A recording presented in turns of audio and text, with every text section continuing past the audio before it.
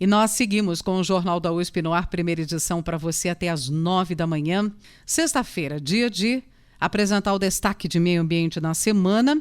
E a gente vai falar sobre o seguinte assunto que nos preocupa, aliás, a todos, né? Com o avanço do período de estiagem, aumenta a preocupação com a situação dos reservatórios.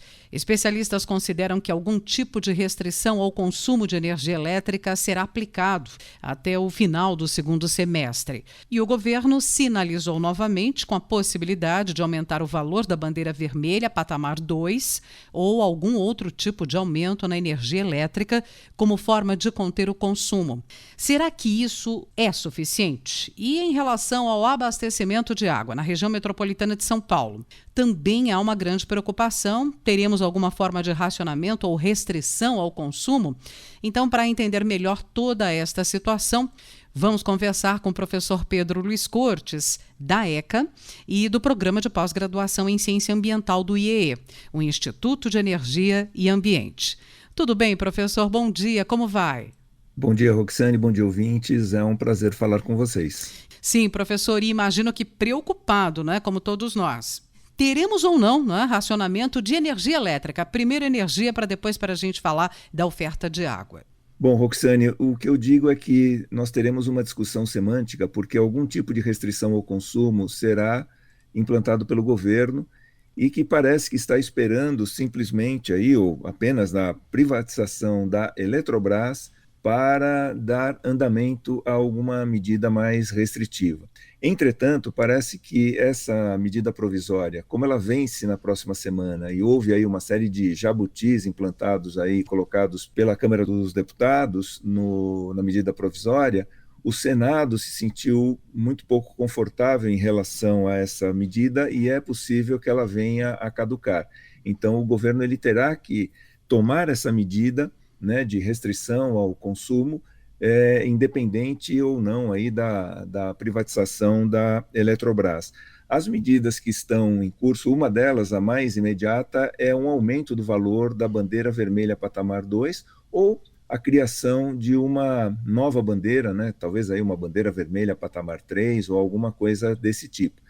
Em relação a isso, eu queria colocar que há uma, entre aspas, vantagem, porque a bandeira ela é temporária, então ela pode regredir, ela pode, né, se nós tivéssemos simplesmente um aumento geral das tarifas de energia, toda a tarifa subiria uma única vez e não poderia regredir. O sistema de bandeiras, né, bandeira verde, bandeira amarela, bandeira vermelha, patamar 1, patamar 2, permite uma mudança de cenário e, portanto, uma redução do custo à medida em que a situação se tornar mais favorável. Uma das medidas possíveis é demandar que a indústria utilize intensivamente energia durante a madrugada. As indústrias elas são monitoradas em relação ao seu consumo horário, coisa que não acontece com os consumidores.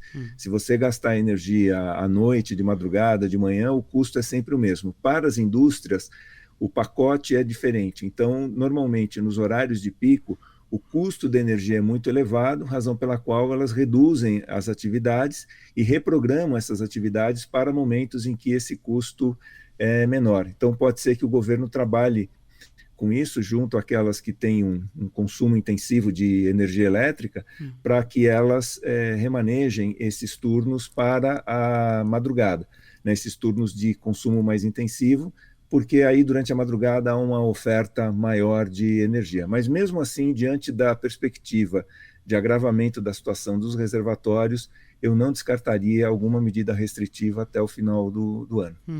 Bom, agora o segundo problema, aliás, desdobramento, né? Uma história está relacionada à outra. Professor Pedro, como é que ficará a oferta de água?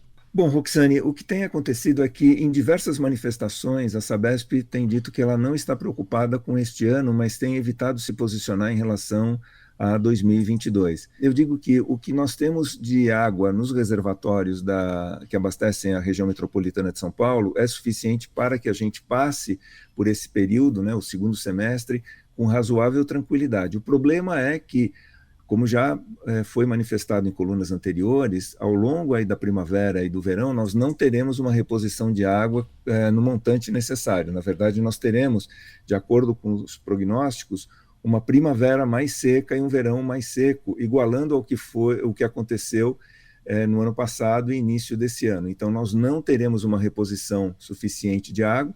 A situação dos reservatórios ela tende a se agravar e eu acredito que algum tipo também de medida restritiva, sempre dentro daquela discussão semântica de dar um nome bonito às coisas que são desagradáveis, né, deverá ser implantado ou ainda este ano ou no ano que vem. Eu vejo que talvez retorne aí a política de bônus, que foi implantada durante a crise hídrica, aonde as pessoas que consumiam abaixo da média, elas tinham o preço mais baixo pelo metro cúbico consumido, e quem consumia acima da média pagava muito mais pelo metro cúbico consumido.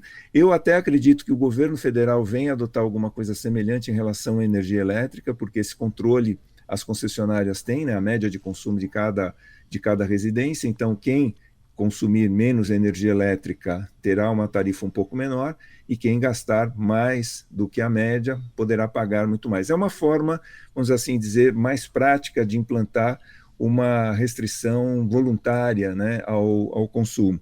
Uma outra coisa que eu espero aí da Sabesp é que ela reveja aqueles contratos de demanda firme que obriga os grandes consumidores a terem um consumo muito elevado, e a partir desse consumo elevado ela consegue fornecer uma tarifa mais baixa para esses consumidores.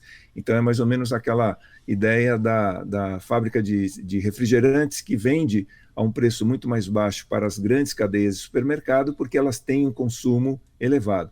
Esses contratos de demanda firme, eles foram suspensos durante a última crise hídrica e eu acredito que eles devam ser suspensos agora, porque na prática eles não são um incentivo à redução do consumo. Os grandes consumidores eles têm que manter o consumo muito elevado para conseguir uma tarifa diferenciada. Então, algumas medidas estão aí no horizonte, tanto em relação à energia elétrica quanto em relação à água.